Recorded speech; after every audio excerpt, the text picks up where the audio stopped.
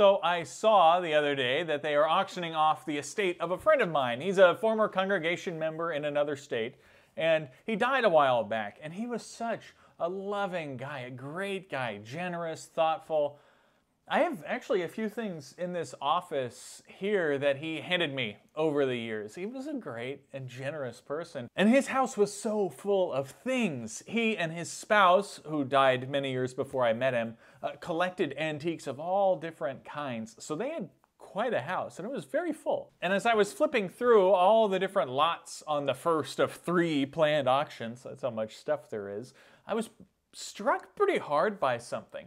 Now, keep in mind, this was the very first day of the auction, so most of the things didn't have a bid on them yet. This was only just the opening, the starting bid, but the starting bid on these hundreds of lots was $1. We tend to think of our stuff as more valuable than that, you know, all these things that we accumulate. Somehow we think that they encapsulate who we are as a human, you know, like somehow the pocket knife that's in my pocket all the time has been imbued with extra Gregness because I've had it in my pocket for a decade. And that picture on my wall, well, clearly it is valuable because I stare at it every single day, you know?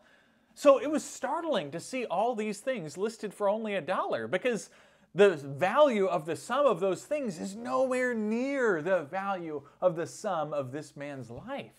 Now, yesterday was All Saints' Day, and in my world and in my life and in my mind, it always gets overshadowed by that much more dynamic and exciting day, the day before, that is Reformation Day.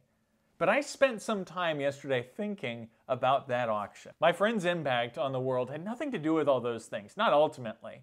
They'll get auctioned off for a couple of bucks or a couple $100, but at the end of the day, whoever buys them will only value them as the things that they are, that they bought, not because of who has owned them before. But my friend is valuable because of who God made him to be. He's valuable because he bears the image of God. He's valuable because of the impact he had on my faith and my life. He's valuable because of the way that Jesus used him in the world. He's valuable for his generosity and his gentleness, his witness in the world.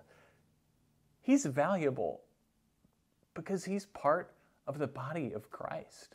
That's what All Saints' Day is really all about. It's about remembering that we don't do this faith thing alone. We do it with the people placed in our lives by God. We do it in relationship with others. We do it as part of the body.